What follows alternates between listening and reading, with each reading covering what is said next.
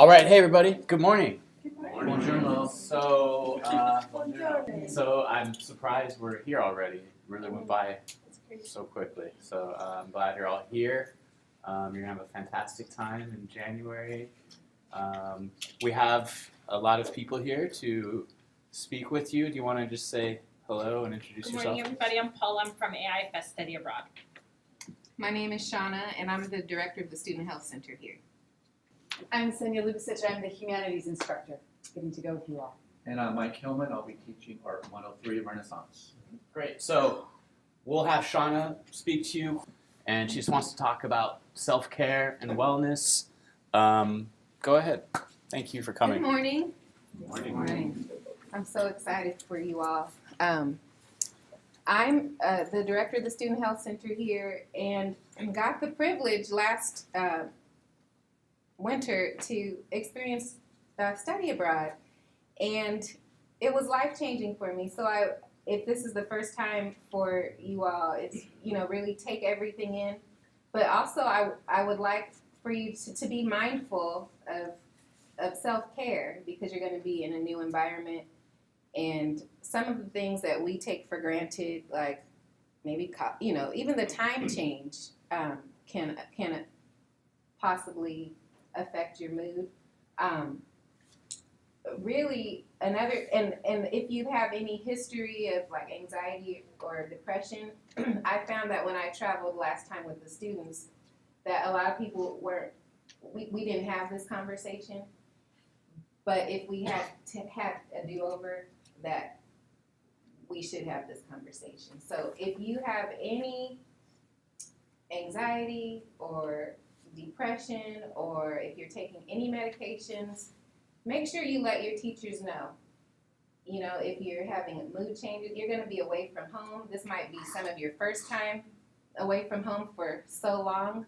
And it's normal to maybe miss your parents, or miss your routine, or even miss the food that you're used to eating, right?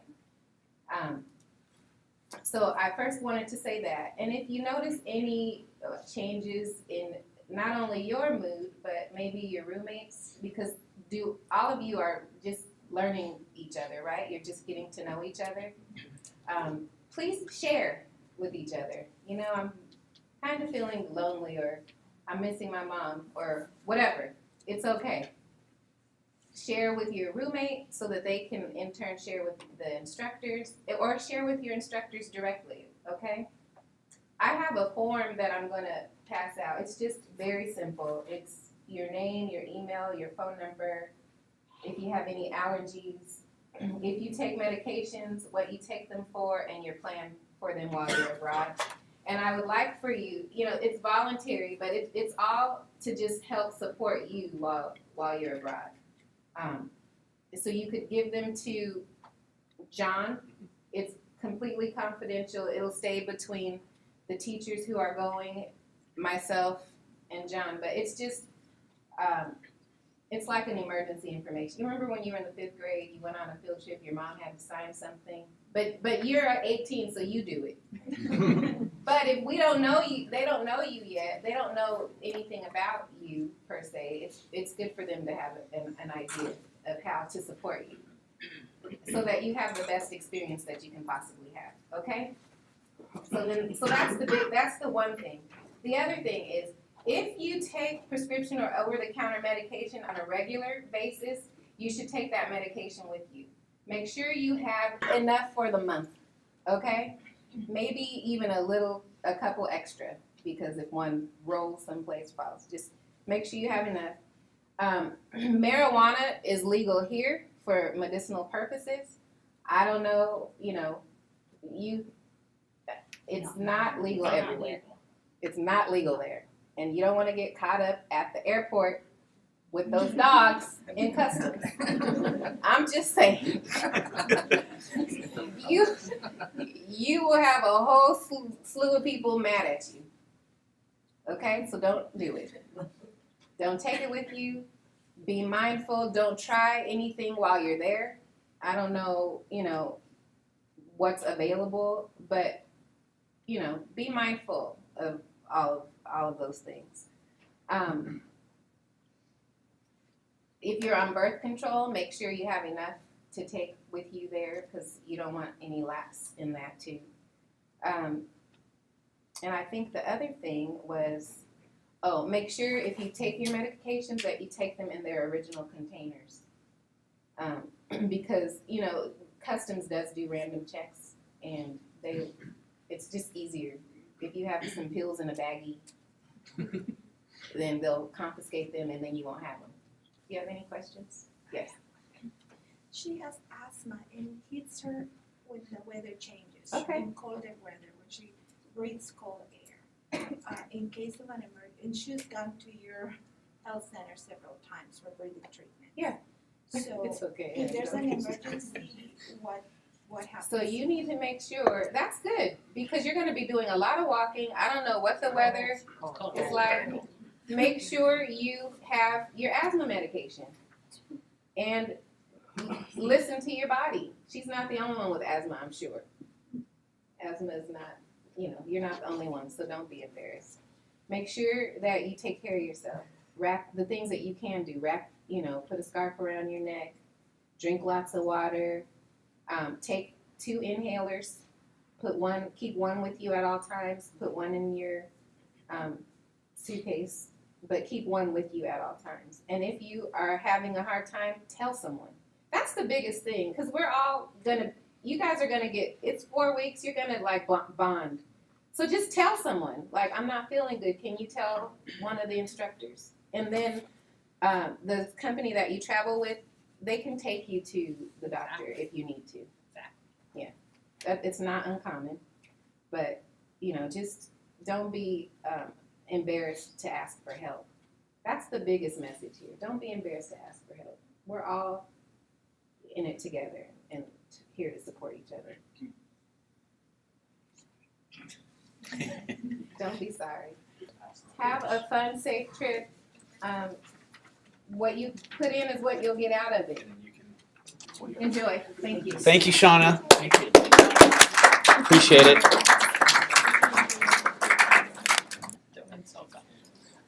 So welcome, buongiorno. My name is Mike Hillman, and I'll be teaching 38 of you. So the people who are signed up for the Art 103 Renaissance to Rococo, can you raise your hand just so we have an idea? And Sienna will be teaching the humanities course. So we're going to go through this PowerPoint rather quickly. I know a lot of the students have already seen it, but maybe the parents haven't. So I've tried to include everything we're going to see, not the individual objects, but the places. So you're going to become real familiar with this building. This is the Duomo, which is Santa Maria de Fiore, St. Mary of the Flowers. Trip is January 4th through February 2nd. Yeah. And You tell me it when will you- be cold. So I would suggest you bring plenty of clothes. Senya has a little visual aid here. I brought my winter jacket. This is what I wore last time. So if you want to just take a look at sort of the weight of it, it's waterproof. It has a hood. It helps. The other thing that I love are the little neck warmers. You can get these for like $2 at Daiso, and they make a huge difference. I am always wearing one under my scarf, and it just lets kind of your neck stay warm. You can pull it up around your ears. But just this little thing really does make a huge difference. So that was my show and tell for the day. Tell me Okay. when you want. So it will be cold. So plan ahead.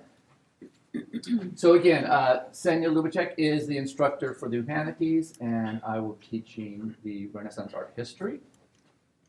We're fortunate that one of the first days, I think it's the second day we're there, there's the Feast of Befana, which is based on the idea of the Epiphany, and the Three Kings Parade. So that's going to be happening. So we're going to really include all the local things that will be happening while we're there and try to take advantage of those. There's another thing that I haven't heard if it's happening this year. It's called the F Light, which is a light show that they illuminate all the different monuments with sort of modern, contemporary light images. And they've had it every year we've been there before.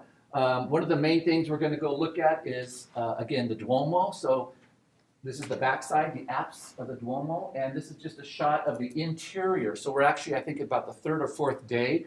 We're going to spend the whole day going in the museum of the Duomo. We're going to be going up into the cupola, and we're going to go up the bell tower. So you really have a sense of this structure, which is just awesome. And this was at the top of the Duomo last year, or actually 2 years ago. You could see a few things in the distance, and one of the reasons we're including this right away is because you could see everything. You could see, for example, in the back, Santa Croce. You could see where the school is. You could find out where your apartment is. So I think it sort of helps to orientate you a little bit, okay? This is the baptistry. We're going to have a tour of the baptistry with an amazing guide, Angela. And so we'll learn all about the baptistry and particularly the mosaics inside, but the doors. The doors are very important to the history of Renaissance art. And again, we'll see the Ponte Vecchio, and this is just an image of the light show. So we're hoping it's on this year. That's the Ponte Vecchio at night, lit up with Andy Warhol images. We're going to spend probably one whole day in the Uffizi. The Uffizi is the main art gallery of visual things like drawing and painting, not necessarily sculpture. So in the Uffizi, we'll see things like Sorry. Botticelli's Birth of Venus and Medusa by Caravaggio. And this is one of Michelangelo's few, and I believe it's the first painting he ever did. This is the Holy Family. Sorry. We'll spend, that's okay, we'll spend a lot of time in this area. This is the Piazza de Signoria. It's sort of like the main town square.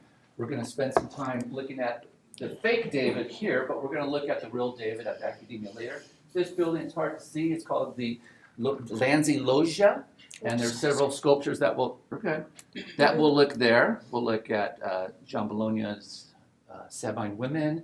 We'll see this Neptune fountain. There's a Cellini also that we'll be looking at. The main sculpture museum is called the Bargello, so we'll spend one morning there. We do visit a lot of different churches. Each of these churches are historic and tell a little bit about the history of art. This is Santa Maria Novella. One of the pieces we'll see here is Masaccio's Holy Trinity. The Holy Trinity was one of the first paintings that was created that showed true perspective.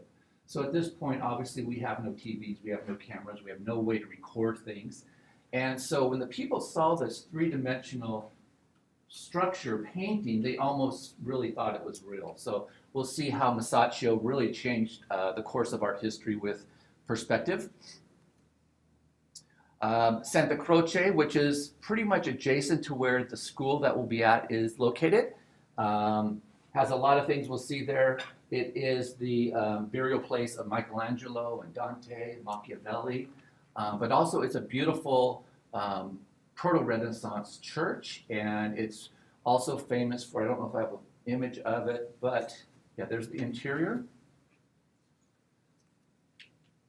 But one of the things it's famous for is this little chapel, and you can see sort of how the Renaissance begins in architecture in the Pazzi Chapel. We go to Santa Maria del Carmine, which is on the other side of the main river called the Arno, and we'll see this tribute money fresco by Masaccio. We'll talk all about why this is important. We'll go to the Accademia one day to see Michelangelo's David. Hospital of the Innocent, where Brunelleschi first sort of introduces the classical canon of architecture for the Renaissance that becomes so famous. But we also spend the morning in San Marcos, which has some pretty amazing frescoes. If you haven't heard or don't know about the man in Savonarola, we'll learn about him in a video before we leave, but this is where Savonarola and all of the monks lived. We go to San Lorenzo, and we see the Medici Chapel, we see the Laurentian Library. One of the things that this picture shows clearly is the idea that the architecture isn't always finished, and particularly on the facades. A lot of the times the facades or the front was finished 200, 300, 400, 500 years later. They didn't consider it, for some reason, the front as part of the design. So a lot of times you'll see everything finished, the interior finished, and then the front, rough stone. So we'll see quite a few examples of that. And inside, we'll see Michelangelo's Laurentian Library steps and night and day. We go to the Pitti Palace, which is now basically chock full of different types of museums, and we'll spend the day in the different museums there. Behind the Pitti Palace, we'll see the Boboli Gardens. Okay.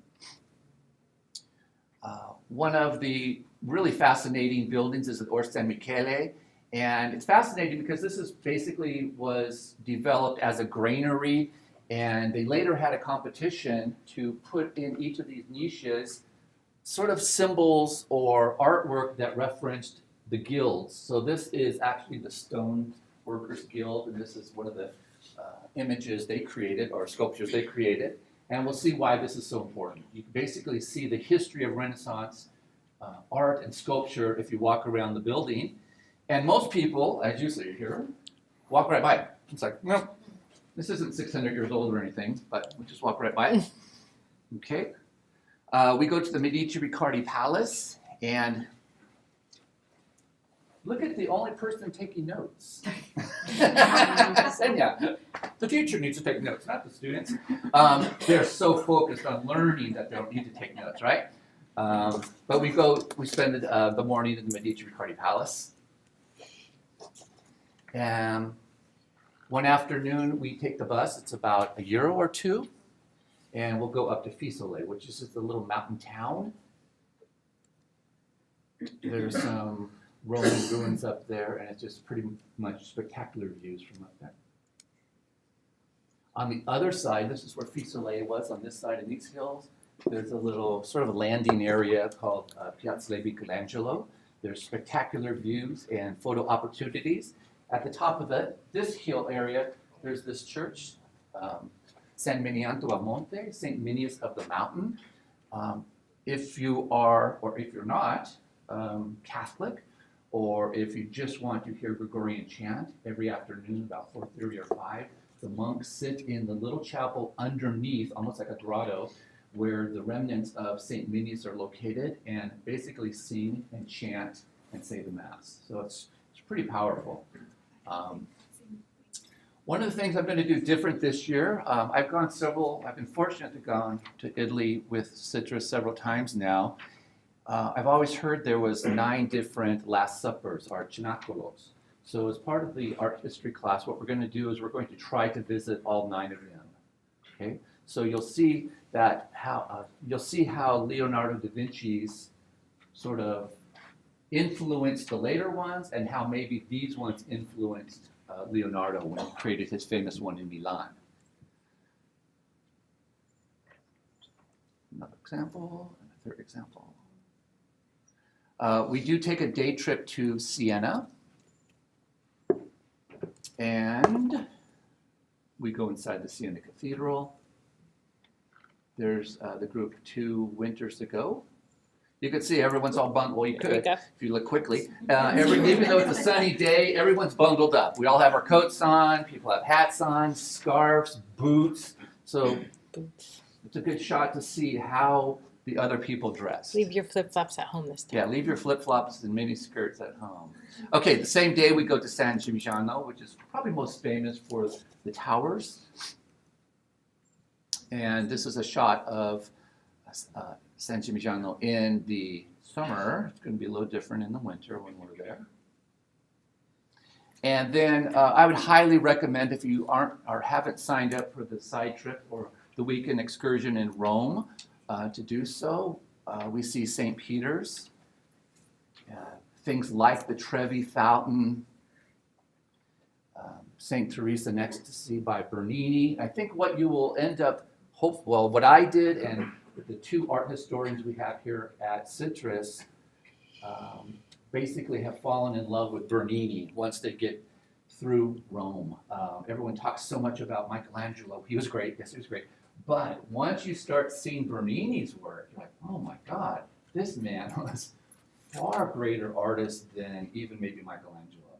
So I think you will see that. You'll see just the quality of the sculptures, the craftsmanship, and the difficulty in subject matter that he was able to create. So this is in Rome, St. Teresa. We go see the beginnings of, you might say, classical or the Renaissance, the Pantheon, and the Colosseum. So you all know the Renaissance is the rebirth, right? The rebirth of culture, basically. And basically, the rebirth, meaning it was already birthed before. They were looking back to Greek culture and Roman, basically. So the inside. This was a shot from our hotel one year. And we go into St. Peter's. Again, inside St. Peter, we'll see the Baldacchino by Bernini. We'll see the Pietà by Michelangelo. We go next door to the Vatican museums, which are immense, but one of the highlights for most students, I would say, is the Sistine Chapel. And we'll learn sort of the difference between, let's say, high Renaissance art, and as even Michelangelo starts moving into, you might say, post-Renaissance and Mannerist style, you'll be able to differentiate those styles, I hope, at the end of the course. And again, this is another Bernini. This is in the Borghese Palace, which is just outside of Rome. So we tend to do this on a Sunday morning. So students will have the option of going to the Borghese Palace. Some of them go have audience with the Pope. And then the afternoon is basically free to get back to the train station. So I think we're going to do the same thing. Two winters ago, we did plan a day trip to Venice. And Cindy and I were talking, we're going to do it again this year. And it ends up being about 40 euros for the high-speed train to Venice. We spend the day there. We look around St. Mark's Square. And obviously you get to ride on the canals.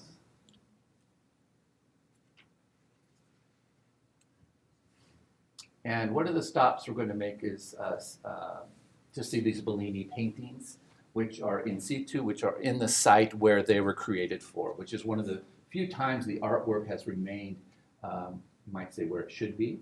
Okay, it's in Santa Maria Gloriosa dei Fiari, just popped in my head. And last time we were there, it was supposed to pour rain, so everyone was, like raincoats, covered up, bundled up. We get to Venice, and it was beautiful. It was sunny, but by the end of the day, it was about 7 o'clock, it started to snow.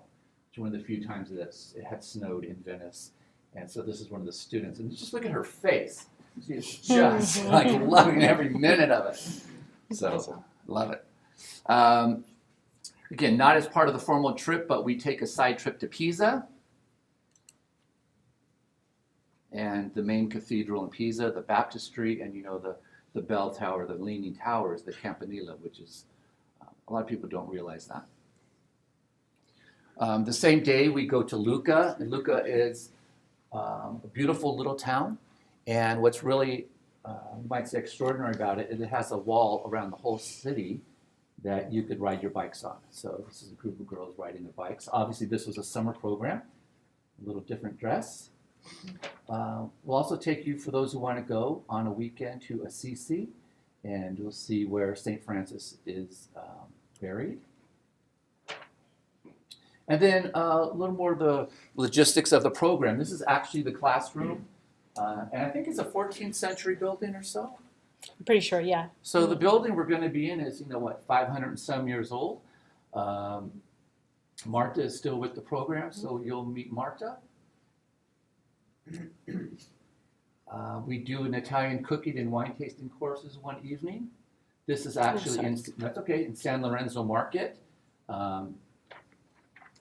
There's markets all over the city. They'll be close to where you're housed, but there's also farmers markets. There's lots of opportunities to eat pizza. This is one of my favorites. It's pizza. Can you say that, Senya? Pizzaiolo. Pizzaiolo. Pizza man. Okay. And it's just so charming. I didn't set this up, but the bike's sitting there, the tables are outside, and there's like 8 tables on the interior, and it's the best pizza I've ever had, by far. Unfortunately, I think I put something on that Italy 2019 about how we're going to spoil you and destroy your lives forever because you'll never like pizza here again. You're like, oh, it's nothing like Italy. So some typical food. And of course, Cindy and I have our favorites, but one of mine, because it's delicious and it's close to the school, but it's also pretty cheap, is La Caria, which is gelato. Okay, plenty of opportunities to have gelato. You'll hopefully learn a little bit about the cafe culture in the morning, how the Europeans and Italians basically eat. And just this morning, I pulled out this little change purse that I have, and I discovered there was €80 in it. Yes. So, It's a lot of coffee. And we'll talk a little bit about the money in a bit. Okay, so we'll learn about that. The aperitivo, which you might say is the Italian happy hour. That's actually Kool-Aid there. Next. And obviously there's opportunity to go out in the evenings. There's probably, I think I heard, like 30,000 college students in Florence at any time, particularly in the spring and the fall semester. Not as many in the winter, but there's plenty of opportunities to cohort with your friends. Is that photo in the winter? No. Summer. Yeah, That that's a was summer probably one, yeah. summer because flip flops, flip flops, flip flops. Yeah. In winter, it would be a little Tights. bit more Wear bundled up. your tights. We're going to talk a little bit about the housing a little bit later today, later this morning, but this is just an image. All the students will be in houses throughout the city. We're not in like a big dorm or a block of hotel rooms. We're actually in apartments. Depending on how many students are on the trip and the ratio of men to women, usually it's maybe 4 to 6 people per apartment. So it all sort of depends. This is one of the students' apartments a couple years ago. And another one. And then one of the things that I have discovered is the wonderful, and sorry to put you on the spot, Judy, can you remind me of the artist's name? Clef? Clef. And he basically creates art, some people call it graffiti, on some of the public signs. So these two are pretty nice, with the dead end with Christ on it, and then the deposition with Christ coming down the cross. And one of my favorites, going up. And this was on a little walk, another piece of street art. You can't teach experience. I fell in love with Italia, Becky Aus, 2011. So that's what I hope to instill in you, that this is an experience that hopefully will stay with you for the rest of your life, but maybe encourage you to even travel more, or what we're going to learn, yes, will be in textbooks, but you won't need a textbook, you'll just be living it. So your experience will be most of the course. Okay? So, important note. So that's it. Any questions about that? That slide you showed of them on was it when they're writing on those books? In Gondola. Venice? The gondolas, yeah. Is it not too cold during the winter? Is nothing frozen? Nothing freezes over. It did snow, but it was only snowing for an hour or two, and so it wasn't that cold. Okay. So I think if you want to go on the gondola, you still can. Okay. We actually go on what is called the water taxi, the rapto, and so you'll be able to go on the canals. It's sort of like a taxi, and there may be 50, 100 people on these, but you'll also have the opportunity, if you wanted to, just go on a gondola. They're pretty expensive, maybe 100 to 200 euros. There are places along the canals where you can get on for €1 or €5 and just cross it on a gondola, so have you want the experience. So I was gonna say, if you really, really want to do a gondola ride, find a group and see if you can split the cost.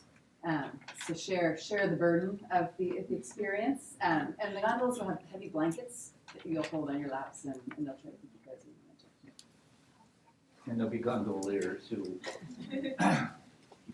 Sammy, do you want to Talk now? Do you Are want? we gonna introduce our classes separately? I don't have, I have instruction of the facility, but not for the faculty, so. then at the end. We'll do our classes at the end. Okay. I need my coffee. Yes. This one's yours. I'm done. You got it open? Yeah, will you open it for me? Okay. Because I'm not good at that. Can you pass that over? So I guess I'll start if that's okay. We'll save a few minutes. My name is Paula Messina, and I work with AIFS Study Abroad. I, like you, came to study abroad as a student, so I remember feeling exactly like you do, a little scared, a little nervous, thinking I might drown in Venice because there's water everywhere. What am I going to do? Very unsure, very nervous. My parents a little bit in a panic, but once I got there, I realized that, there were sidewalks and I could do it and I could navigate my way through the world, and it was a game changer. Like Shauna said, like Sienna said, it is gave me boosted my self-confidence a lot and changed the way everything for me, my whole life plan. I ended up going back to where I studied abroad. I studied abroad in Spain with AIFS. Ended up going back and worked for AIFS as our on-campus coordinator at the University of Granada, Spain. So I have been in study abroad working for 27 years.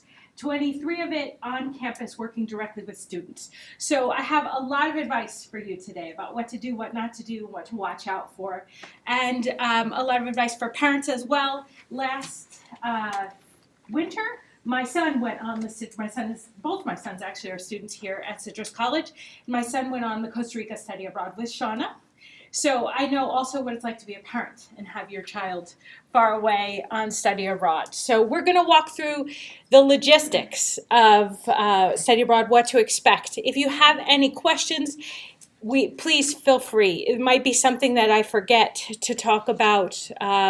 So if you have any questions, please feel free to stop me. If you would just keep to the topic of the slide. It makes it a lot faster because sometimes I'll get to your question a few slides away. So your dates, like Mike said, are January 4th to Saturday, February 2nd, 2019. That'll be the day you return.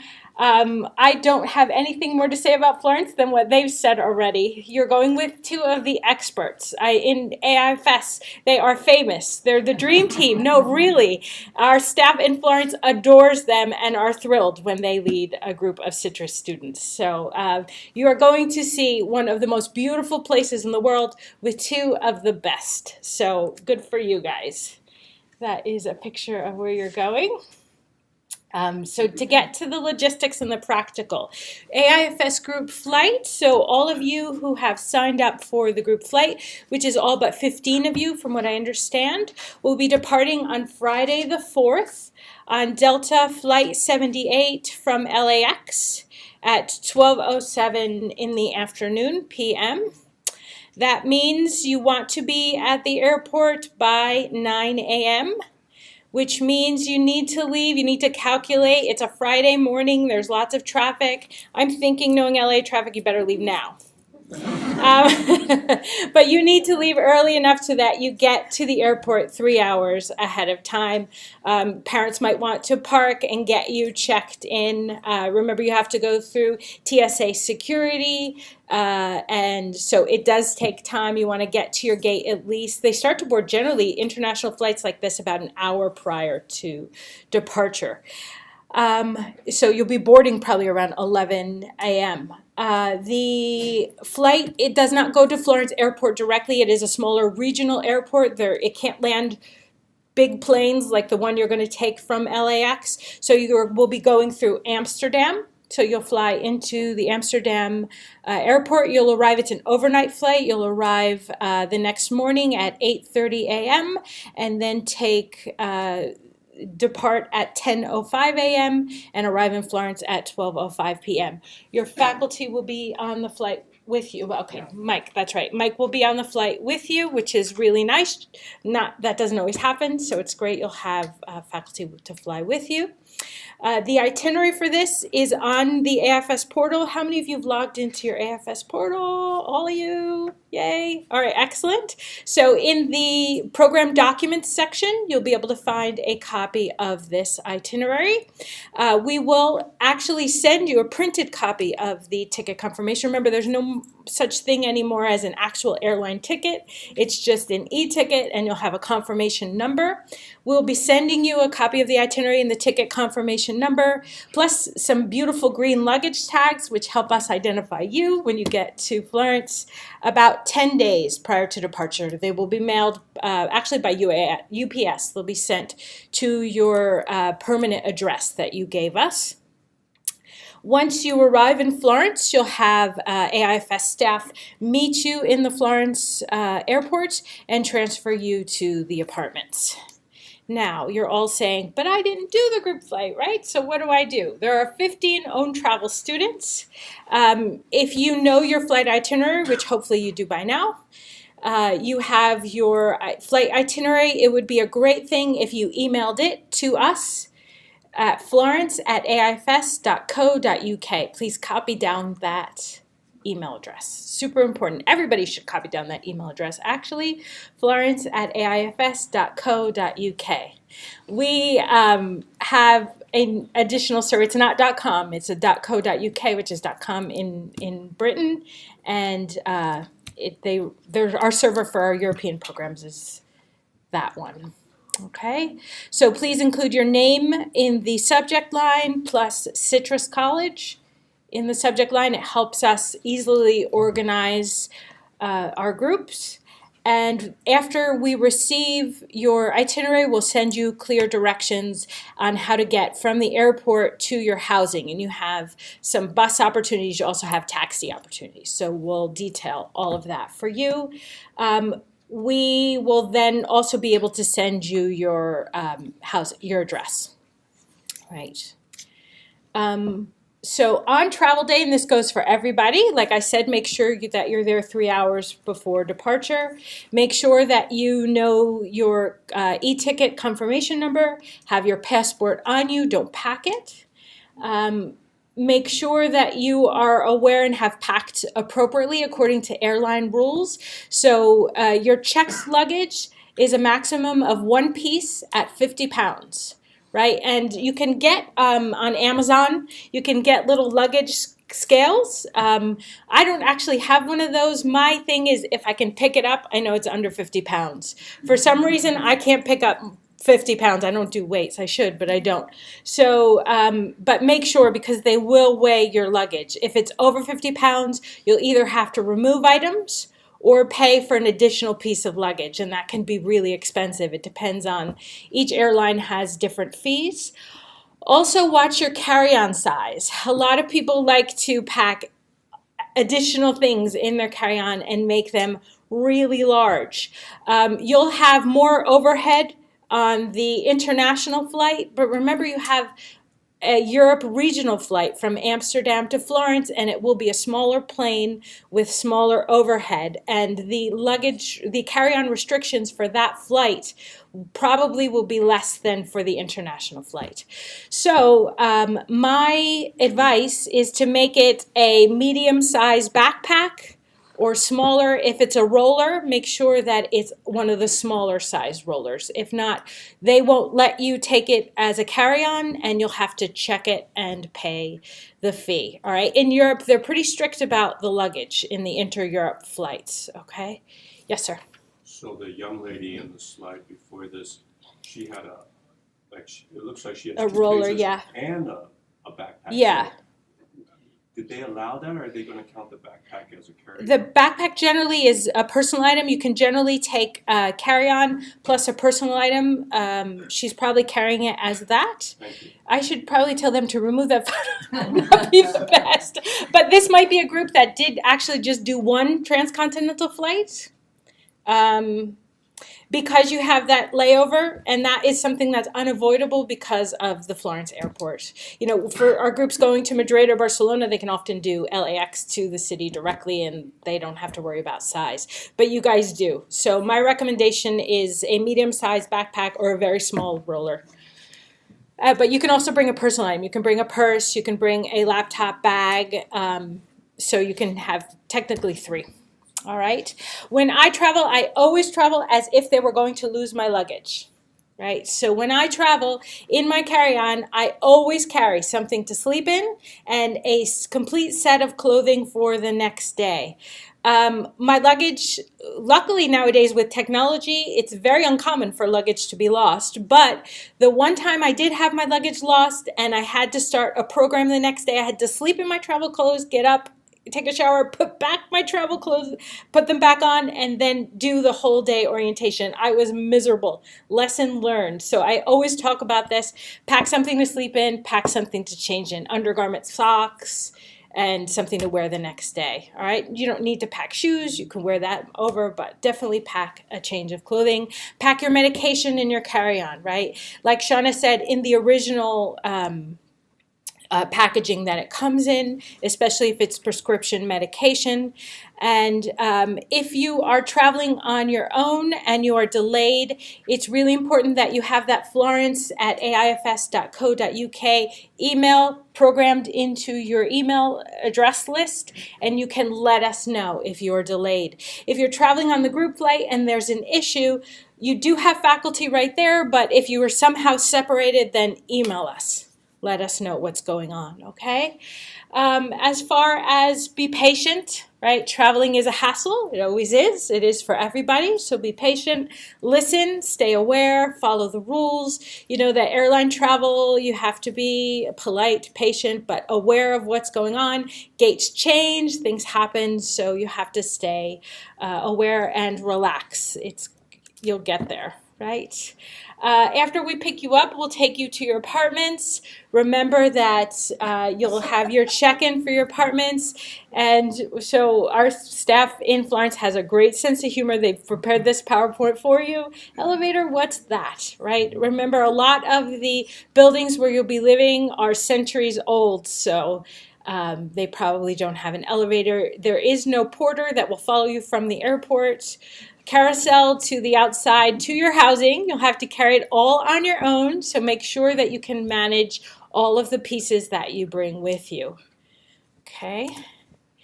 Your orientation day, which will be the day after arrival, you will be meeting at a central meeting point, escorted to the study center where we will have a very specific on-site orientation with our local staff.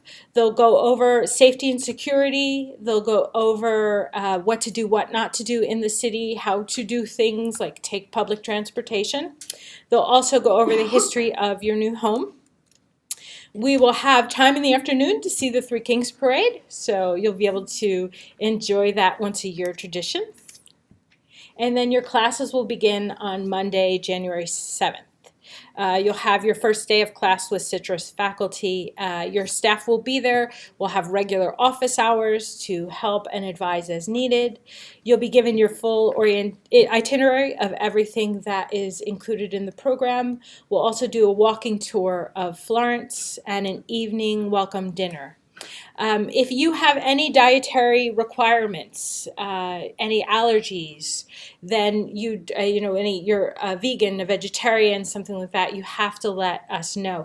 It was a section that we had on our AIFS enrollment form, so we really appreciate you guys being open and honest about that. We have had vegetarians who decide they're going to start eating meat on study abroad and then get there and change their mind. So definitely think about it and be open and honest about that kind of thing. All right, as far as your accommodations, we've shown you a few pictures, and I have a few more pictures here, but just a few things to understand that they're all in the city center, so expect some city noise. You know, we all live sort of in the burbs, right? We live in suburban Southern California, so some of us on noisier streets, others in more residential areas, so you will be living in a very busy city, so expect noise. There will not be central heating, right, with a thermometer, that temperature control that will turn on the heat every time the temp dips below what you have it set on. That doesn't exist in Europe. You will have radiators that are turned on by the building homeowners association, and they will heat the apartments at certain hours of the day. A few hours in the morning, a few hours in the afternoon. So it is important that you dress like it's winter. I know I have two children that are your age, and they are currently walking around our house as if it were July, right? You're not going to be able to do that in Florence, right? You need to have warm clothing for when you're inside the building. When I lived in Europe, this was the same exact thing in Spain. When I lived in Europe, I had a pair of thin fleece, like sweatsuit that I wore all day as soon as I got home, and I wore up until the time I went to bed, and then got flannel pajamas because it was cold at night. So I know we're Southern Californians, and I've definitely adapted to the weather too, but you have to here, but you're going to be living in another climate and another kind of custom of how do they dress. Right? Leave your flip-flops at home, definitely. You don't need them. Definitely warm socks, definitely slippers for inside. A lot of the floors will be marble or tile, and they get quite cold, so you definitely want to wear slippers when you're inside. You'll have a maximum of 30-minute walk to school. Some of the students are closer, some are a little bit farther, but you would be at a max of a 30-minute walk. Think about that as free gym, right? So you'll be able to walk back and forth. You get at least an hour of walking exercise a day, no treadmill needed. So you're going to save a lot of time. It's the apartments themselves will be smaller, right? So you'll have one common area, you'll have 2 or 3 bedrooms that are twin rooms, so you'll have 2 twin beds in them, and they are a little more basic than what we are used to here in the States. You'll have a wardrobe and a bathroom. Like I said, probably no elevators. There are older buildings. Utilities are expensive in Europe.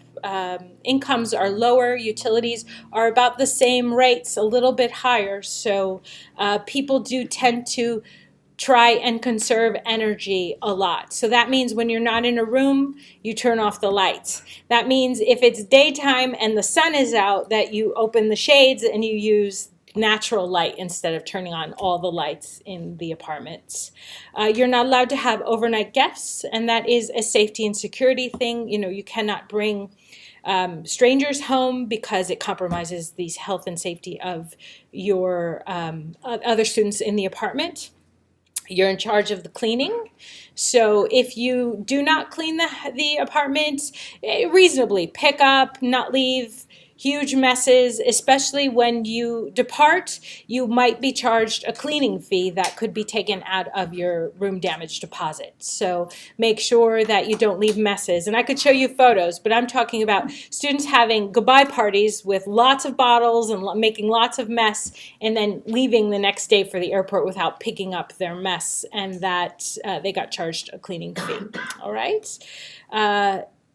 Everything is different, and especially as far as noise, respect your neighbors. You'll be in apartment buildings with neighbors that are ordinary Italian citizens, and if you are having very late parties and making a lot of noise, it's very highly likely they'll call the police, all right? There are noise restrictions, common hours between 6 a.m., 7 a.m., and 10 p.m. at night. After 10 p.m., you want to make sure that it's quiet.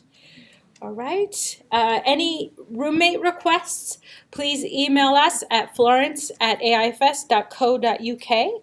We will give you guys a few days, say this whole week, to make any roommate requests. By this time next Saturday, if we haven't received any requests from you, then we will start to pair up the group based on the questions that you had in your AIFS enrollment form. We'll pair you up and then send you the information about who you're rooming with and where. Yes. I just want to stress, maybe you could all start walking and going up and down stairs. That was one of the biggest problems we have with people getting blisters on their feet. Sure. Some days we might walk 7, 8, 9. I think one time in Rome we went 11 miles in one day. And you might find this a ridiculous amount of walking the first day or 2 or 3, and then by the end it ends up being your favorite part of the day, just walking around the town and cities. So I would highly recommend if you could get in some sort of walking program around your block, around your city, even around your house, up and down the stairs, it would be highly beneficial to you. I think that's one of the biggest problems at the very beginning. Students are just not used to the walking, and they get very tired. Sure. So if you could start walking, Yeah. that'd be great. It's healthy too. It's good for you. Yes. The utilities, that already included or is that? They do. They include up to a certain amount. If the usage is extraordinary, then we would bill the student, and it would be taken out of the damage deposit. It doesn't. Generally, students do adapt, and they live a little more European. So yeah, you'll be happy when they come home. We'll have them all trained. Yes. What about laundry? Is there? So they'll have, I'm going to get to that actually, they will have, this is a picture, I'm going to get to that slide and we'll go over that. You'll have, this is your kitchen, in your kitchen you'll have a front load washing machine. Generally they tend to be a lot smaller than what we have in the States, but here's your dryer. So remember it is cold, right? You see the floors, the terrazzo floors, right? So the floors are cold. Things take a little longer to dry in the winter, so doing laundry will be a very thoughtful process, right? You can't do your laundry the night before a big trip because you will be leaving with a very heavy sack of wet clothes. So this laundry will become part of the process that we're going to teach you life skills, guys. Yeah, Europe does that, yes. Blankets. So they have blankets, sheets, blankets are provided, towels are not, so having one towel is a good idea. Yeah. Like detergent. Detergent is not provided, so they will have to go maybe between the group of them they can go and buy, or they can buy at a local supermarket a small thing of laundry detergent. Are there laundromats if you don't want to? There are some laundromats, I believe, yeah. With dryers probably, yeah. Yeah. So one of the things you can do is wash at home and then dry That's a at good laundromat. idea. It's a great idea. There's actually quite a few of them around the city.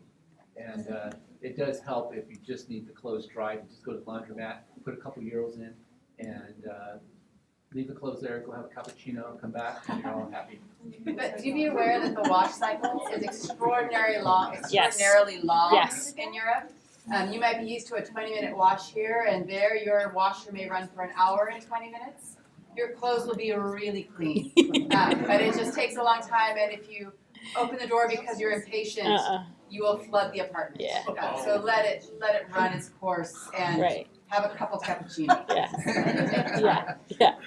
They're front loaders, they're smaller. Generally they're 5 kilo tubs, which is about 10 pounds, which is probably a third of what you're used to. So your loads will be smaller, right? But you're going with one suitcase. And guess what, guys? You can wear jeans a couple days in a row and it's fine. Nothing will happen, you know? Go shopping. Or you could go shopping, and then you have to get it all home. But you can rewear outfits, sweaters, change your undergarments, but wear a couple times and it's fine. Europeans do that a lot. That's why they wear a lot of cologne. It's fine. Yeah. So there's what your beds look like, more or less. Where we're located in the center of the city. Santa Croce is right here, if I could find the arrow. So this is the Basilica. And then right around the corner is our study center in the Piazza de Peruzzi. And this is the building. Front door is right here. Next to the old Roman, this was a Roman amphitheater. So some of the original walls are still there. Inside, your student center. That's Gina. There's one of the classrooms. This is the student center. So you'll have computer use, you'll have printer. Also have some tables where you can do some group study. Yes, study. Here's your staff. So you have Gina, who was from Cal State Fullerton. She was a student on a Cal State Fullerton program. Trung, who was a Pasadena City College student, now works for us. Nick, Max, and Sophie, who's British. So this is everything that your student staff does for you. So they've set up your program in coordination with your faculty. They're there to run the program and make sure everything goes as smoothly as possible. But things happen, right? Real life happens. I think Shauna the idea that we want you to take care of yourself to minimize the things that happen, but when it does, you don't feel well, you have a temp, you think you're getting a cold, you need to see a doctor, your debit card doesn't work, things like that, then you have staff to go to. So please do contact them if you need any help. They're also all travelers, right? So they have great advice and information for any additional independent travel that you want to do. They also run a 24-hour emergency phone. So if you don't feel well, then you have a phone that you can call someone, and if you need immediate medical attention or something like that, you have them, right? The 5 of them will share the phone on a rota basis. I'm not sure how often they rotate it. So, all right, but we urge you to definitely contact them if you need them. Please talk to them. You know, they're going to ask you how you're doing, and if, you know, you're telling us everything's fine, thanks, we're going to believe you, right? It's the students that are, you know, calling home and saying, I'm miserable because so-and-so. I can't believe that this is going on, and you're not communicating with us, then we're assuming that you really are fine, right? Your parents are here in Southern California. Guess what? They can't help you. Right? Please let them know if you need any assistance or if something's not going as well as we hoped and planned for. Talk to them. They do not bite. They're very kind. They've all studied abroad themselves, very empathetic, and their job is to help make it better. Okay? There you have, again, their email address. That is the emergency phone number. So parents are welcome to copy that down. Those are all the numbers you need to dial directly from the U.S. to get our emergency phone there in Florence. The students will have this on an emergency card. So in your orientation, once you get to Florence, we will give you a packet of local information maps, a orientation handbook, as well as an emergency card for you to keep in your wallet. But you're certainly welcome to program this into your phone.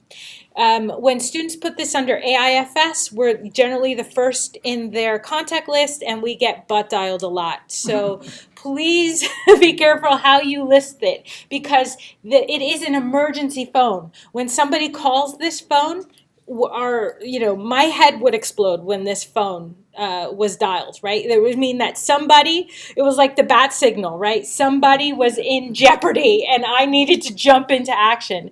And it was sometimes just a butt dial, which made me imagine all kinds of crazy stories in my head. But please just keep that in mind, okay? And remember, posting on Facebook is not an emergency at 3 a.m. It won't wake anybody up. So you do have to make the phone call if needed. Yes, Alex. Yes, it's 112 in all of Europe. And all of the European countries have your English-speaking emergency staff. So if you ever dialed 112, you could ask to speak to someone in English and they would help you. Yeah, and that's in any European Union country. So that's a nice tip that I like to tell my students in case they were traveling in another country and needed help. But our staff will go over that once you get there as well. As part of the on-site, we've already gone over all of the wonderful, amazing visits that you have included in the program, and some that are additional. But there you have some dates, and you'll be given an itinerary once you get there. Right? The optional Venice day trip, not included, but you can sign up and pay when you get to Florence. So that's something that we'll do then. The Rome weekend, since a hotel is involved, we do need you to sign up in advance. Yes? The Venice trip is around 40. They didn't give me a price, but around 40, yeah, for including train and entrance to the Guggenheim. But for Rome, because hotels are involved, we do need advance sign up for this. So we do have a deadline to sign up for Rome, and that would be by December 6th. So if you would like to participate in Rome, the cost of this is $525. You can still sign up. The deadline would be December 6th, which is next Thursday, this Thursday coming up. please sign up via email, and for that one, you would have to email a different email. It's customized faculty-led at AIFS.com. That is our Stamford office in Connecticut, and Karen or Patty, there are staff there, would sign you up, and you could pay via the online AIFS portal. Make a credit card payment for that, but that's everything that trip includes. The cooking class is included. We'll be doing it in 2 groups because 48 of you at once is no meal will be made. It will just be a big food fight. So we're going to split you into 2 different groups. One, half the group will be on the 22nd and the other half on the 23rd. Is that the Rome? This is not Rome. No, this will be in Florence. Yeah, and this is included. You don't have to pay anything extra for that. But it's great. You'll be eating a nice hot Italian meal one day. As far as the discipline, we're going to get into a little more of the practical. Remember, this is a study abroad program, right? It's not a travel program. It's a study abroad program. It's an academic program. You are subject to the same rules and regulations that you would be as here on campus, right, as a Citrus student. So you've already, in your AIFS enrollment, already ticked the box that signs the agreement and release form. If you ignore the rules, it means consequences, and one of the worst could be up to removal of the program. Do you have something you want to jump in yet, or at the end? Okay, I'll go through this and let you. Written warn. Generally, we do a 3-warning process. So the first time you break the rules, depending on the incident or the issue, you would get a verbal warning. The second time would be a written warning. The third time would be dismissal from the program. But anytime there is a disciplinary issue or procedure, then Citrus is notified and they are involved. So remember that you are, expected to behave in an adult manner, and we would have in a respectful manner, right? Respect for one another. No verbal or physical abuse will be tolerated toward each other, the faculty, any AIFS staff, guides, neighbors, facilities as well, and 0 tolerance of violence or of any illegal drugs, right, or substances. Students have been removed in the past, and we don't like to do it, but we never can guarantee that it wouldn't happen again. So if you are removed from the program, then you would lose credit and there is no refund, right? So you have to remember that. John? Yeah, just real quick, as Paula said, or while you're abroad there, the Florence campus and classroom is an extension of our campus. And while you're on this program, Title IX does apply. I think you're familiar with Title IX, but basically it has to do with sexual harassment, right? So, why can't I do this? Here we are. So, if you have a Title IX complaint, you can contact Dean Hester, or you can also reach out to our Title IX coordinator, who is Brenda Fink. And if you just Google Title IX Citrus College, you can find more information here, and also you see Brenda Fink's email address there. You can also talk to your faculty. So that is what I need to say about that? Yeah. Okay. There we go. We're going to just do, a lot of times disciplinary is health and safety as well, and we're going to do that in just a few slides. The order of this is a little random, but I didn't do it. But you do also have the this meal voucher plan. If you're interested, these are 10 meal vouchers. The cost is $175. You can use one meal voucher per meal. There's a list of 10 or 15 different local restaurants that will take the meal vouchers. They are wonderful from what I understand. They're very popular and well rated. So they can be used for guests, for friends. You can split them among a group of students. As far as keeping in touch, I know that this is big on everybody's priority list. How am I going to use my cell phone? What am I going to do? A lot of students, your cell phone probably will work once you get to Europe, once you get to Florence, but you have to be careful of what the rates will be. So you need to check with your cell phone company to see what the financial consequences of using your phone to use the data, to use text messages, and then to make any phone calls. So definitely talk to them. What a lot of students do is turn off the actual, they put it on airplane mode, so they'll turn off the data and the phone calls, but they will keep the Wi-Fi open. And since there is Wi-Fi in the student center and in most cafes and restaurants around the city will offer free Wi-Fi, they'll use the cell phone for just the Wi-Fi, and they'll call home using one of those apps, right? Skype, Facebook has it, Instagram now I think has it too.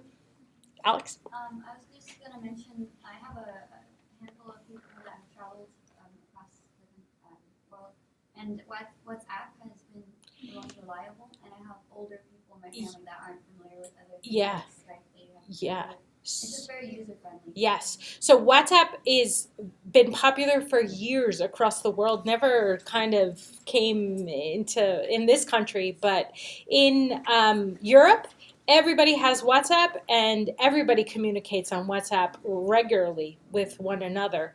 So any Italians you meet will ask you if you have WhatsApp. So it's a really easy download and it's free, and you then it will automatically connect you to anyone in your contact list that has WhatsApp. So it's easy, and it's an easy way when you're there to call home, and you can do video and voice chats, voice calls. And I believe it uses less data than Facebook and other apps. So you'll be using less data when you're there. Now, some US providers do, like T-Mobile you can use your data unlimited in Europe and your text messaging as well. So if you have T-Mobile, you should be able to use those. And the phone calls, if you were to make them, which we don't recommend, we recommend calling with one of these apps, would be a lot less though than it would be. AT&T, Verizon, I'm not sure what they do. I know AT&T has several international plans with limited data usage when you're there. So you might want to talk to your cell phone provider and see what they can give you. You could consider purchasing a cheap local phone or a SIM card for an unblocked cell phone. That's another one. The snail mail is also a nice everybody loves to get mail. Everybody loves postcards, beautiful postcards from Italy, so that's a nice thing to do. As far as receiving mail, you're only there 4 weeks, but as soon as you get there, you're going to go, oh no, I forgot it, or I didn't think I needed and now I do. So you're going to call home and want a care package, right? Mom, that jacket that they told me to bring and I really didn't believe them, I really need it. So your mom's going to want to put it in a bag or in a box and send to you. Just be aware that receiving packages in Europe, you're subject to importation and sales tax when you receive any package there in Italy. They could be very expensive, so our advice is to mark any package used personal goods and limit you'll have to declare a value and limit the value to under $50. And that should get your student the package with no sales or importation taxes.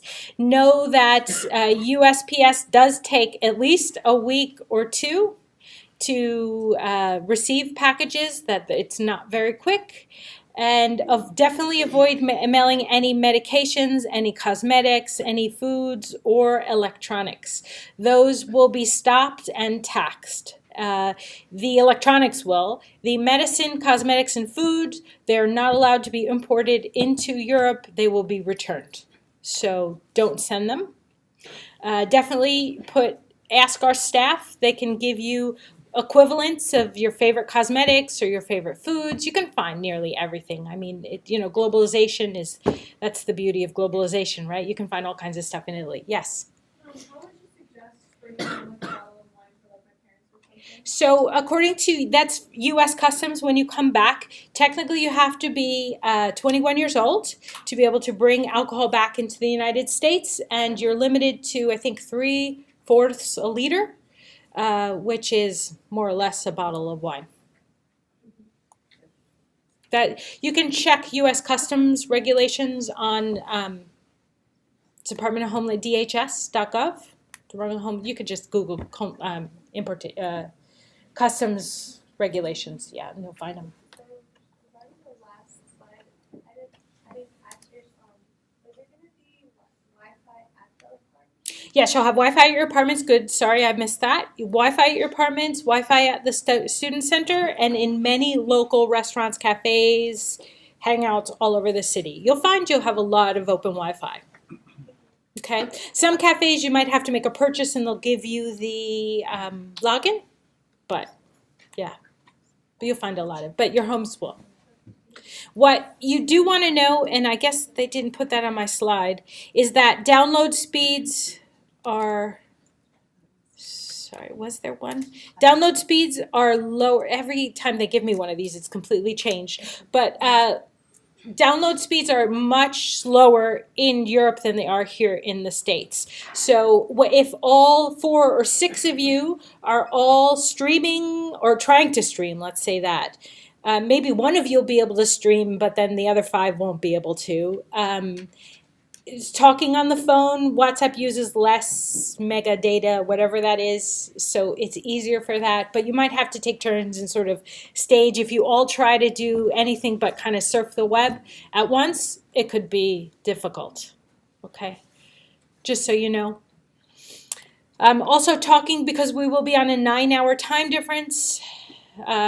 Talking to your parents in the middle of the night in Italy when they get home from work here can be very loud. And I know because I'm a loud Italian from New York. And if I were trying to speak to my mom here in Southern California, my neighbors would be banging on the wall. So the way I solved that was buying a headphone with a little microphone, and I didn't have to scream at the computer screen to my mother. And it made a big difference. So if you have a headset with a microphone, then that's a really good thing. Okay? As far as being a mother and a mother of a study abroad student, advice for parents out there, I know it's hard and you're going to hate me for saying this, but the best thing that you can do for your student is not talk to them every day. Let them go. It's time to let them go. Let them create a life for themselves in Italy. They will enjoy it more, they'll learn more, and it will be a better experience and you'll get your money's worth that way. If you are on the phone with them every day, sometimes several times a day, you're really impacting their experience in a negative way. You really are. You're not getting your money's worth. They're not learning. They're not out doing what they should be doing, which is getting out in Italy, experiencing it and learning on their own. I remember when I was a student in 1988, I talked to my parents every 6 to 8 weeks. And I was on my own, building my life in Spain. And that's what they're there for. And I know what it's like, because I remember when my kid was in Costa Rica and I was just biting my nails, all day long, waiting for him to call. When something bad happens, you're going to find out. And know that you've sent them with a study abroad company that is watching out for them. You have 2 of the best faculty possible. You have a star AIFS staff that is looking out for every single one of them. If something bad happens, you are going to find out immediately. So let them go. All right? That means you guys too. Stop calling home every 5 minutes. All right, you can figure it out on your own. That's what we want for you. Okay, that's just a little very personal advice. As far as climate, we talked about how cold it will be. Yes, it will be really cold. It may rain. I know.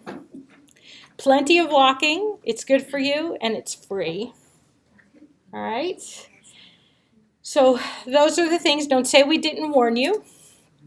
As far as packing, definitely bring medication. Definitely bring a towel, maybe 2. Towels are the kinds of things that you could leave there if you purchase some fantastic Italian outfit, Gucci, knockoff, I don't know. And you won't have enough room. Towels are the kinds of things that you can leave, right? No worries. Definitely bring clothing that you will wear, clothing that you can layer, that you can wash easily, not things that shrink or will get ruined easily. You don't want to leave them home. Definitely bring rain gear, comfortable shoes, shoes that are broken in. When you said the blisters, that's very true. That liquid skin, that's good for blisters. That might be hard to find there, so if you get a little bottle of that at CVS or Walgreens, that's a great thing because those help with blisters. Download your playlist for long journeys, your laptop, your tablet for classwork. Yes, ma'am. I would just say on that first point with medication, I don't think we've ever done a study abroad where there isn't a cold that just sweeps through the entire program. And so it's a really good idea to bring not just your prescription medicine, but if you really like Mucinex, bring some Mucinex or some Sudafed or whatever it might be that is going to sort of get you through the night or through the congestion that you may have. You can, of course, go to a pharmacy in Italy. They tend not to medicate as much as we do in the United States. If you go in with a cold, they'll be like, oh, it's January, of course, right? You've got a cold. So go take a nap. Go to sleep, rest, have some hot tea. So if that's something that would help you, I would really encourage you to bring a supply of the cold medicines that you like from here. That's great advice. Absolutely.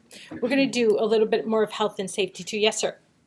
I saw on a couple slides there was snow. Is snow Yes. something that's common, or is it just kind of there for a couple days, or Doesn't really accumulate, does it? No, it's not very common. Right. Right. So it might snow but not accumulate if it gets really cold in the evening, right? Yeah. Don't bring bed linen, don't bring pillows, although somebody's going to bring a pillow. Somebody always travels with their pillows, but it's fine. Don't bring clothes that you might wear. Don't bring heavier expensive items such as jewelry, right? Leave the gold chains at home. You don't need them. Remember, you're traveling. It's okay to wear the same outfit several times. Don't bring inexpensive hairdryer or flat iron. Remember, there is a voltage.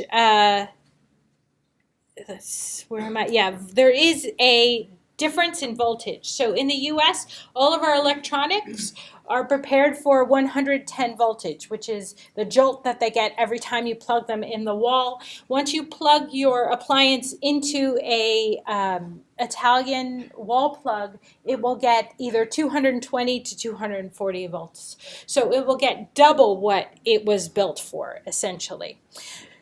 You should not bring any hair dryers or flat irons because they don't have converters built into them, and they will start a fire, they will explode. So definitely don't bring them. If you need a hair dryer or a flat iron, you can buy them inexpensively in Italy when you're there, and you can probably buy it and share the cost among a few the flatmates. I had a question in the back, I know. As far as your laptops, tablets, smartphones, those are made to travel, so they have built-in converters. It should be fine to plug them in without one of those, what they call converters. No one really uses them anymore because all of those kinds of electronics have built-in converters and they can take that much voltage, okay? What you will need is an adapter. An adapter is something that changes the plug from the two flat US prongs to the two round European prongs, and that's what those are. You will need an adapter. So you can buy those on Amazon, you can get them at Target, at Walmart. My advice is always to have two, because there's generally, I'm always needing to plug in my computer, my laptop, and my phone. So my advice is to have two. You can get the simple ones or you can get the multi-travel ones. These are a little more expensive, but they generally run in the $12 range. These are cheap. They're usually about $3, $4. You can also get them in Italy, but you're going to run out of juice and not have it. And it's going to be Sunday the 6th. It's Three Kings Day, and you can't charge anything in. So definitely bring them with you. Okay? Then you don't have to run around looking for them. Okay? Apple, also, all your products are Apple. They also have their own converters, or adapters, sorry. Okay, as far as that. As far as money, you will be using the euro when you get there. So the euro coins, €1, €2, and then the smallest bills that they have are $5. So having change purses is really an advantage, right? Because you will accumulate a lot of coinage, more than you would here. So having a change purse. My husband is European and he carries a Merce with him all the time. My American family can't believe it, but he is used to having a huge, big change purse, and he's also asthmatic and he always has a little inhaler on him. So yeah, guys, you will probably have a lot of coins that will drive you a little crazy, but having a little purse or something, you know, an over-the-shoulder kind of thing, very trendy in Europe. All right. You will be able to use your debit cards, as long as they're one of these systems, to take out cash in euros when you're there. Your bank then will deduct the corresponding fee in dollars from your account. Talk to your bank about what kind of fees that you'll be charged for taking out cash, withdrawing cash from a non-network or a foreign ATM. There may be an international transaction fee. There may be a cash withdrawal fee, right? So definitely talk to your bank. They may have suggestions for you. I know banks like Bank of America, if you use a Barclays Bank, which I'm not sure if there are Barclays Bank in Florence, probably not. No, nothing there. So see if they have any agreement with a banks in Italy that you can use, and they would waive that with cash withdrawal fee. All right. You should definitely have a debit card and a additional way to access funds in case of emergency. Generally, that's having a credit card. There are no more. What's the word I'm thinking? Thank you. There's no more traveler's checks. Those have gone the way. When I was a study abroad student in the 80s, they were a thing. They're not a thing anymore. No matter what your grandparents say, they don't exist. You can do the travel money card, which is a little either Visa or MasterCard that does have really good international rates, and you can load that card up on an as-needed basis. So that's a great option if you don't have a credit card in your name. All right. Definitely bring maybe 100 euros with you in cash. You can order those from your bank. There's also a place in the Ontario Mills Mall that you can get, which from what I understand is a pretty good deal, that you can get Euro cash with. You can compare rates. Buying Euro cash in the States, of course, is going to be a little more expensive than doing it once you get to Europe, but it is a really good idea, especially if you're one of the 15 traveling on your own. It's a really good idea to have some cash with you. Not all taxis will take credit cards or debit cards, not all the time. So you definitely want to make sure that you always have a little bit of cash on you. Don't bring dollar cash is what they're saying, right? So you cannot use dollars anywhere in Europe. All right. What does it mean it's more expensive to get euros? So whenever you exchange money, right, from dollars to euros, you will be losing a little money in the exchange rate, and you'll also be charged a commission. So the exchange rate that you get here in the States for Eurocash will be worse than when you get to the States. Yes? Would I exchange my money for Japan and LA money exchange? Oh, okay. Okay, where is that? LA money exchange? Where is that? In LA. Oh, in LA. Okay. Well, LA is big, so LA Money Exchange, you can Google it. All right. You probably be careful with that, because when they do say we don't charge commission, it's just my experience. You generally get a worse rate. So you do end up paying somehow. All right, just so you know. It's 6 to 1, half a dozen of the other. All right. As far as health and safety, so again, we can't say, I think we've said this at least 3 times already in this PowerPoint. If you have medication, bring enough for the whole trip. Pack it with you, at least enough to get you through the trip there, the rest in your suitcase, but bring enough, and Shauna had great advice, bring some extra.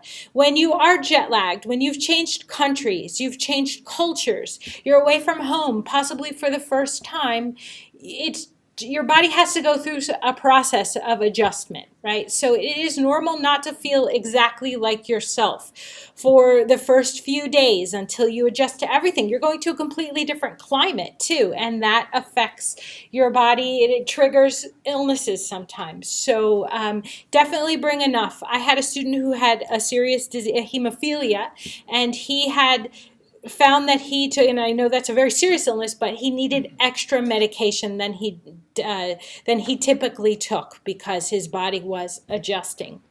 All students are covered by the AIFS provided insurance, and we have wonderful medical coverage for our students. It will cover any illness or accident that happens while you're on the program, up to $100,000 per incident. There is a one-time $50 deductible that you would pay out of pocket, and then everything else is covered. So any hospital, doctor's fees, nursing fees if they were separate, medication is included. It is wonderful comprehensive coverage. Our staff there is thoroughly versed on our insurance and how it works and what to do. If you may have to pay out of pocket to see a doctor, and then you would file the insurance forms for reimbursement, all right? And you would be reimbursed everything. That would be if you have a small doctor visit. If you have something more serious like a hospitalization, then that would be our insurer providing costs or providing payment directly to the hospital. If you have a pre-existing condition, you have limited coverage. It's only up to $500. So make sure that you have your own health insurance card and that you have talked to them, tell them you're going abroad for 4 weeks, find out what the procedure is in case something happens, all right? No dental coverage unless there's an accident and that your teeth are somehow affected. There are English-speaking doctor services available. Our staff knows great doctors for all kinds of problems, so definitely go to our staff and ask for recommendations. They'll help set it up for you. Pharmacies do give great advice. Look after yourself. Shauna was fantastic. I'm just going to add that it is very important to take care of yourself. When you go abroad, and this is from personal experience of working with students for 23 years, actually even 27 years, because I still sometimes do programs. When you go abroad, like I said, your body goes through a process of adjustment, right?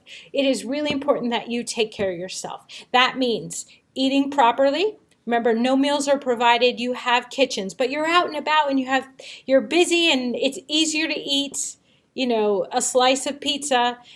But too much, of eating junk food too many days means that your body and is affected. So eat some good meals, some healthy foods, eat protein, eat vegetables, eat fruit, all right? Hydrate. I have seen students become ill because of dehydration continuously. So definitely take time to hydrate. And then my last advice would be to get some rest. All right, so much is going on. There's so much happening. You might be jet lagged and not sleeping in the beginning. Taking naps is okay. I'll give you permission. You can take a nap, all right? You might not sleep more than a few hours at a time for the first day or 2 or week that you're there. So naps are good. All right, so you might need a few naps to get yourself back on a cycle. And then when you're out and you're there's a great nightclub that we want to go to, and that's great, and you can have some fun as long as you're careful, but you do need to get sleep, because when you don't get enough sleep, you get sick, you're not studying, you're not going to class, you do need to watch, okay? So that's very motherly advice, but it's also advice from someone that's been on campus and dealt with the consequences, okay? So look after yourself. And that's it. Make sure that this should be on your to-do list. Register with the U.S. Department of State Smart Traveler Enrollment Program. If you Google STEP, this will definitely come up. The STEP program, you'll need your passport with you, you need your flight information with you, you need the AIFS office information. Where do I get that? You've all logged into your portal, right? Your AIFS portal. Have you all looked in the document section of that? There is a pre-departure handbook there, right? Which is like a 20-page document that has all that information there. Your flight information is a separate document, but it's there. But definitely download that 20-page document and read through it. And if parents would like to, you read through it too, yes. So on that, they put address down. Do we put down the apartment address? No, put the AS office address, and then once we send you the your apartment address, you can update it. Okay. All right, or add it in there. You can add an additional address, which is fine. Okay? Any other questions? No? Definitely do this. This is required. Okay? You'll all have to do that. This is for your benefit. So if there were some kind of an emergency that happens in Florence, be it man-made, be it natural disaster, our government knows where you are and they can come to your aid. If they don't know where you are, how can they help you? Right? So we would do this for you if we could, but we can't. Every student has to do this individually. Once you get to Florence, we will be reminding you to do this and asking you to sign a waiver stating to us that you have. All right, so please get it done. It won't take long. You can do it right after finals on the 13th. I know that you're all getting ready for finals. The kids in my house are too. All right, record any trust. So that was the first thing. Second thing, we require that all of you that travel independently from outside of Florence overnight, that you tell us where you're going. It's not an option. You have to tell us. We'll email you, I think, on Wednesday and say, hey, you have weekend travel plans. Please let us know. And you email us back with all of your travel plans. If you are going in a group, one of the group can do it and include all of your names. That's absolutely fine, but someone has to do it, okay? It's really important that you let us know where you are. Again, if something happens in the city that you're traveling to and we don't know you're there, how can we help you? We have offices in 23 different countries, and I think 20 of them are European countries. So if something were to happen in the region where we know you are, we probably have staff really close to you that can help you. So if you don't tell us you're there, we can't help you. All right, so that is definitely a requirement. Photocopy and scan your passport. So I always keep a copy of my passport in an email to myself. Keep a photocopy here at home. Keep a photocopy on you. So make a photocopy, fold it up, keep it in your wallet, and you will have that copy on you for your entire study abroad experience. All right. Limit the expensive items that you take. Neutral clothing. Pickpockets will definitely be the biggest challenge that you're faced when you're there. So definitely keep all of your items secure and make sure you're always aware of where everything is. So that means I always keep my purse in front of me, make sure it's got a zipper. If I'm in a crowded bus or subway, I always make sure that I have it in front of me and I have my finger sort of on the zipper part so that it won't get opened without me realizing. Another mother tip, make sure that you get personal effects insurance. So we offer personal effects policy for, I believe, $95. And it will cover your personal stuff, your laptop, your tablet, your phone, all that good stuff. You may want to purchase a policy from your homeowner's insurance, or maybe your homeowner's insurance does cover the things that you travel with, definitely check on that. But my son was dancing in a discoteca in Costa Rica about 2 weeks into the program and had his brand new iPhone that he got for Christmas lifted out of his pocket. Didn't even realize until the end of the night. But I had the personal effects insurance and it was covered. So that's the good thing. So definitely do that. Question. Yes. The one thing here, the US Embassy, Yes. where you register, Yes. is that different than recording all travel? Yes. So you can do both. So when you travel outside of Florence, you can go back into the step and upload the information for this new trip, and the government will know. But you definitely need to tell AIFS staff no matter what. All right. So you can do both, but definitely a minimum would be to let AIFS staff know where you're going. I had another question. Yes, sir. Clarification on Sure. clothing. Are you saying don't wear clothing that screams, "Hey, I'm an American"? Yeah. Okay. I just wanted to. Yeah.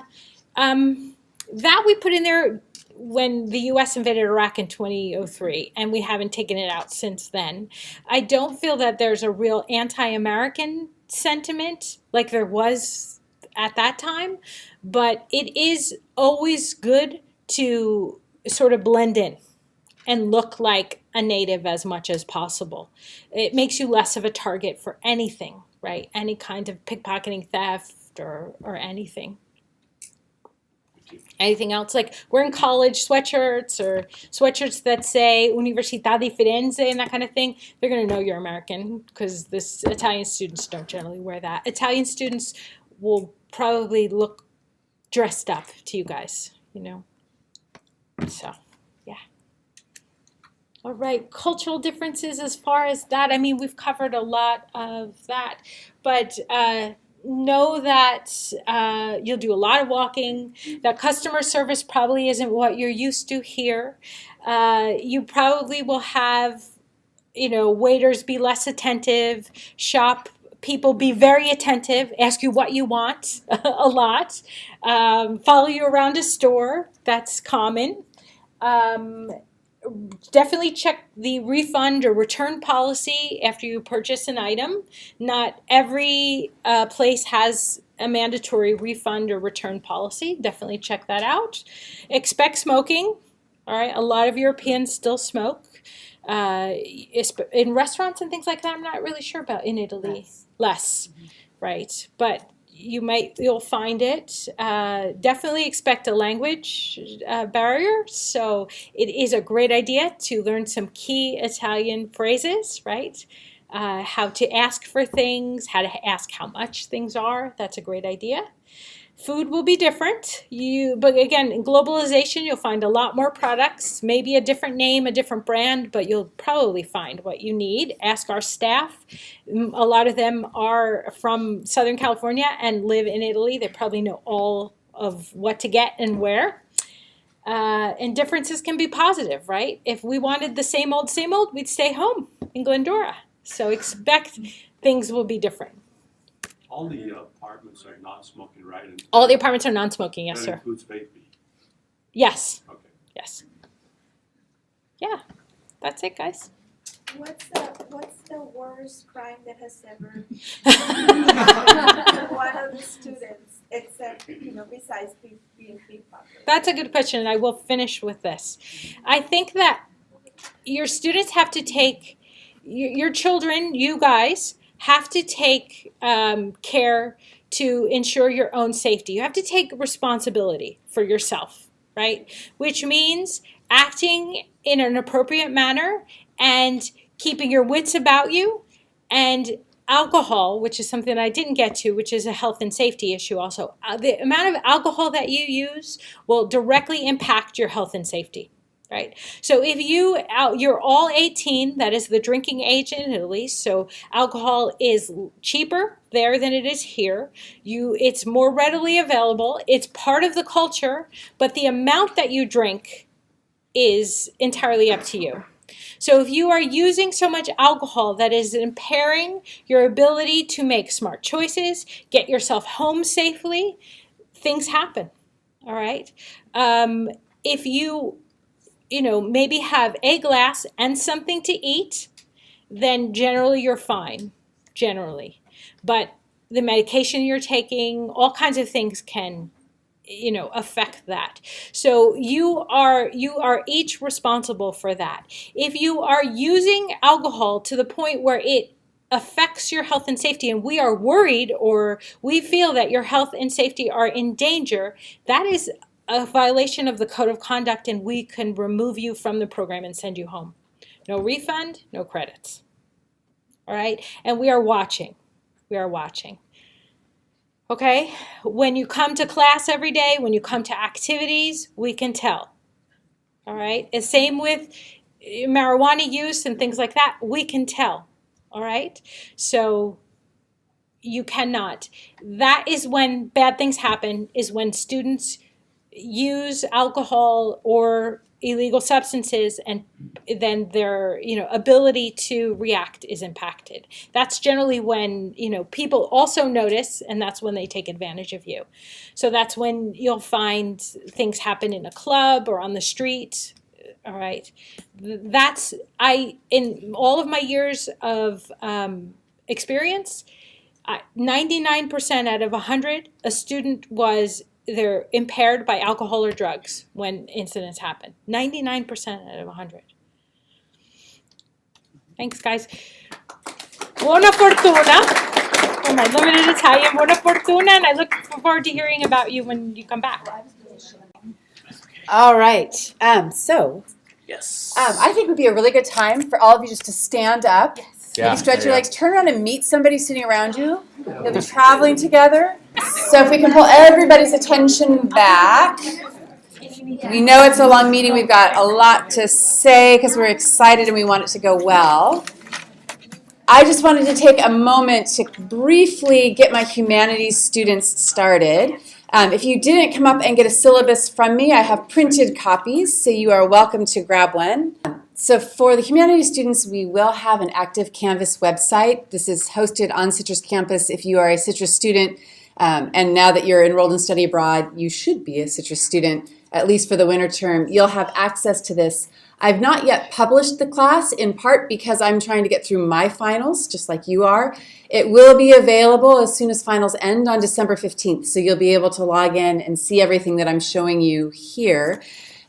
What you're seeing in the syllabus is replicated in Canvas. So these are the 3 pre-departure meetings that we are having. They are not mandatory because our semester officially hasn't started, but we do hope that you'll make every effort to come, just for the simple fact that it lets you meet the people that you're traveling with. It allows us to get you set with some good, I already know this, knowledge when you get to Florence. It'll help make the time where we're going out and experiencing things much more useful if we are able to meet ahead of time.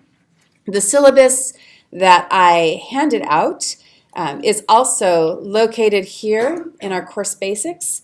So if you lose the printed copy, you can take a look at it here. Let's see if we can get this over. Push this button. So again, you have a chance to take a look at it. Over and over in the presentation, you had the information about AIFS. It's on every page of the syllabus as well, so you have a paper copy, and you're welcome to leave it with your parents.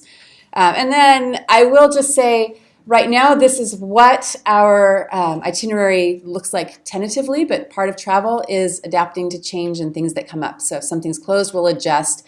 So this is, as best as we know now, what we will be doing in the class. So you have that copy there. I do hope that all of you, for my class, will take a look at the reader. There's a PDF file here. We have different readings for the class. They're all housed online. I've also broken them out by class meeting in terms of what we'll be looking at. And then in terms of what I hope you will bring, I always carry a notebook, so it made me laugh that Mike called me out for taking notes, that the teacher's taking notes. Every time I go to Florence, I learn something new. Our guides are outstanding, and they have a wealth of expertise and knowledge. For each study abroad program, I'm very old school. I treat my notebooks almost like a scrapbook. and I take notes as we go, and I carry a glue stick, and I paste my tickets in. And it's a really sort of fun way to remember, oh yeah, that's the place where I saw this. For our class, I would like all of you to have a small notebook that you can carry with you. I like the spiral bound and I like stiff covers because you're not always around something that you can write on, and you are not allowed to prop your notebook against David and start writing. So having something that is portable that you can bend back and write in is really wonderful. Writing utensils, pens, pencils, and then a laptop or tablet for your own work. But again, as we've been saying, Florence is our classroom. There is no textbook that you need to carry with you. The readings that we have are all electronic and online, and you will have access to them ahead of time so you can take a look and not be bogged down as much while we are in Florence itself. I do hope that you'll take a look at what you are expected to do to meet the requirements for the course. It involves a couple pre-departure assignments. I'm going to scroll back and come over here. Things that I would like you to do before you leave. Some of those are contained in the meetings that we are having. Again, if you're not able to attend, you can catch up and do those on your own time. In our course website, there's a film. 1980s aren't so bad, right? They're still kind of hip. So it's a film made in the 1980s. I know, power to the 80s, right? But it really does a beautiful job giving you an overview of the art and the different themes that you can find in Florence. And so that is something that I'd like you to watch. Write 250 words telling me what you got out of the film, and then in that, give me the topic that you're choosing for the main assignment you have for my class, which is a presentation. Humanities is about human expression. It's about the things that make us who we are, and your presentation should be an extension of that. Your presentation should be on a topic or a theme of something that matters to you that you would like to explore more while you are in Florence. So there's a list in our course website that has a really a whole host of topics that you can choose from, but those are suggestions. That's your floor. Sky is the limit in terms of what you want to explore. If you come to me with a topic, I can't really imagine one where I would say, we're not doing that topic. It's supposed to be something that you want to spend time investigating. The reading should help you do that. The visits that we do should help you do that. And what you will do for your course project is present on your topic to your classmates. You will talk about things that we've seen or done or experienced and tie that into the materials that we are moving through in class. And it was really a great experience when we did this with our students 2 years ago. Because everybody sees things differently. And we would go to one place and one person would have an experience, and then the next day in class somebody would present, and we would all say, oh wow, I didn't even think of it that way. And it was a really wonderful way to enrich the experience that we had in Florence. The other pre-departure assignment that I'm asking you to do is to really spend some time learning about the Medici. It is their town. This is the town of the Medici family. They shape and define the Renaissance in Florence. And there is a wonderful film series, Birth of a Dynasty. As a group, in the third pre-departure meeting on December 20th, we will watch the first film in that series. And I believe then Mike's class is going to go ahead and watch the second. So we're asking you to watch all four.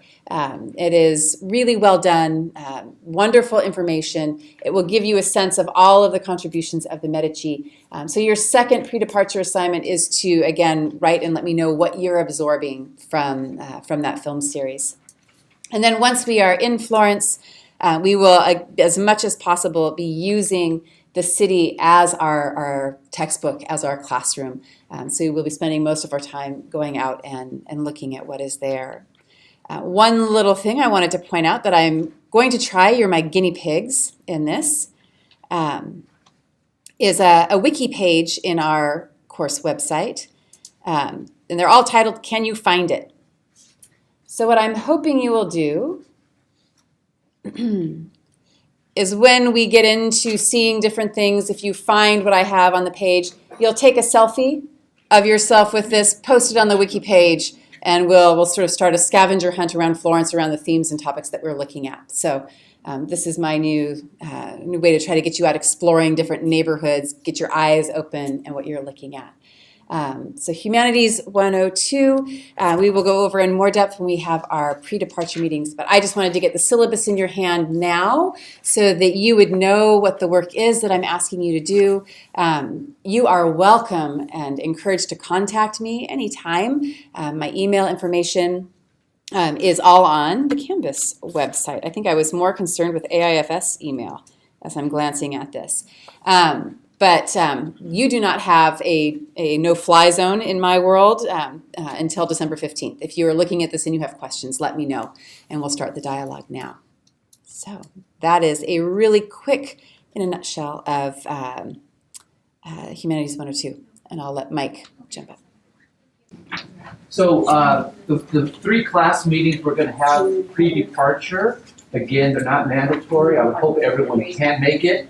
And I was reading through this. For some reason, I left them out. We're going to have dovetail them with Senya's class, so it's either the hour before or the hour after. So it'll be the same day as Senya's.